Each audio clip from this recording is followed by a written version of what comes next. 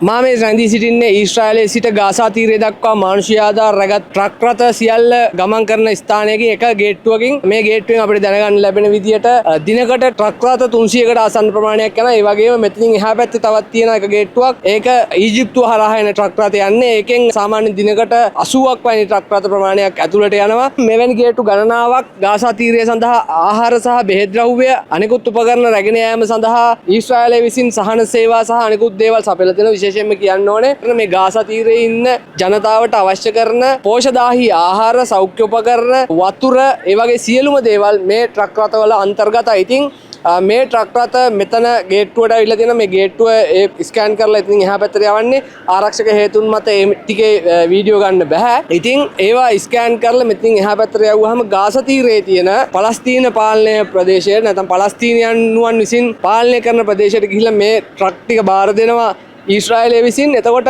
අපිට දැනගන්න ලැබුණු විදිහට මේ ට්‍රක් ටික එතෙන්ට බාර දුන්නාම මේ ට්‍රක් ටික අන්ලෝඩ් කරන්න නැත්නම් බඩු බාන්න එන පලස්තීනුවන්ට පවා මුදල් ගෙවන්නේ පඩි ගෙවන්නේ ඊශ්‍රායලය විසින් කියලා ඔවුන් අපිට ප්‍රකාශ කර සිටිනවා. ඉතින් අපි දකිනවා මේ වෙනකොට ලංකාවේ ඉන්න පිරිස් විසින් මේ ඊශ්‍රායලය සැපයුම් මාර්ග අවහිර කරනවා, සැපයුම් මාර්ග යන්න දෙන්නේ නැහැ කියලා ප්‍රොටෙස්ට් කරනවා, ලංකාවේ රජයට බලපෑම් කරනවා. ඉතින් අපිට දැක බලා ගන්න පුළුවන් ඉතා විශාල ට්‍රක් ප්‍රමාණයක ආහාර ද්‍රව්‍ය රැගත් ආහාර ද්‍රව්‍ය මේ වෙනකොට ගාසා මානුෂීය ආධාර වශයෙන් ලබා දෙනවා. ඒ වගේම මේ ට්‍රක් වල යන වතුර වලට අමතරව ඊශ්‍රායලය විසින් පයිප්ලයින් 3ක් ගාසා තීරයට ලබා දීලා තියෙනවා. එතකොට ඒ පයිප්ලයින් එකකින් දිනකට වතුර ලීටර් 20000කට ආසන්න ප්‍රමාණයක් 3ක් වතුර ලීටර් ලක්ෂයකට ආසන්න ප්‍රමාණයක් ඔවුන් දිනකට ගාසා තීරයට ලබා දෙනවා. එතකොට මොවුන් කියන්නේ මේ යුද්ධය ආරම්භ වීමට ප්‍රථමයෙන්ම මේ ගාසා තීරයේ තිබුණේ ට්‍රක් රථ 80ක් පමණයි ගාසා තීරයට ඇතුළු වුණේ. දැන් ඒක වැඩි වෙලා තියෙනවා, 10 ගුණයකටත් වැඩි වෙලා තියෙනවා. දැන් මේ වෙනකොට මේ ට්‍රක් රථ ටික ගිහිල්ලා හමාස් පාලන ප්‍රදේශයට ලබා දුන්නාම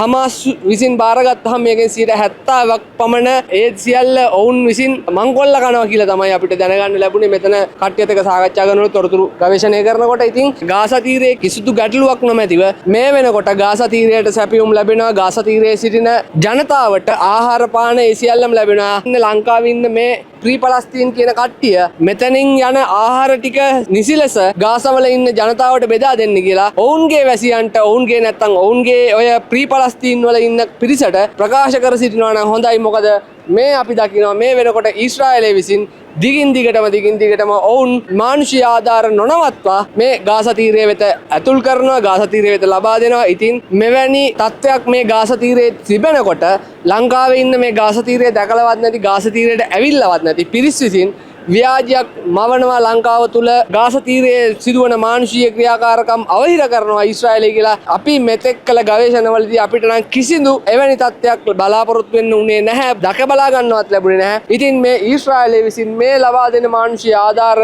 රැගත් ට්‍රක් වලට කිසිදු අවහිරයකින් තොරව ගාසා තීරයට ඇතුල් වීම සඳහා ඔවුන් අවශ්‍ය වටපිටාව නිර්මාණය කරලා තියෙනවා. මේ වෙනකොට ගාසා වලට අවශ්‍ය ප්‍රමාණයටත් වැඩිය ආහාර පාන ජලය සියල්ලම ඔවුන් තුල තියෙනවා කියලා අපිට දැනගන්න තියෙනවා. ඒ වගේම අපිට මේ ට්‍රක් රථවල යන රියදුරන්ගෙන් එහෙම සාකච්ඡා කිරීමේදී අපිට දැනගන්න ලැබුණේ මේ සමහර ගාසාවල ඇතුලේ ඉන්න මේ ත්‍රස්තවාදී කණ්ඩායම් විසින් සිගරට් එකක් ඉතා විශාල සිගරට් වැනි දේවල් ඉතා විශාල මුදලට අලෙවි කරනවා කියන එක අපිට දැනගන්න ලැබිලා තියෙනවා. ඒ වගේම එවැනි තත්ත්වයකටත් පත් වෙලා තියෙනවා. ඉතින් මේ දේවල් එක්ක බලනකොට මේ ව්‍යාජ පුවත්මවල ව්‍යාජ පුවත් මගින් මේ රටේ ආందోලනයක් ඇති කිරීමට ලංකාව තුල ගැටලුකාරී තත්ත්වයක් නිර්මාණය කිරීමට උත්සාහ දරන මෙවැනි අන්තවාදී ක්‍රියාකාරකම් වලට එරෙහිව අපි කටයුතු කළ යුතුයි. එවැනි අන්තවාදී ක්‍රියාකාරකම් වලට එරෙහිව අපි නැගී සිටිය යුතුයි. මම මధు භාෂණ ප්‍රභාත් රණහංස ගාසා තීරයේ සිට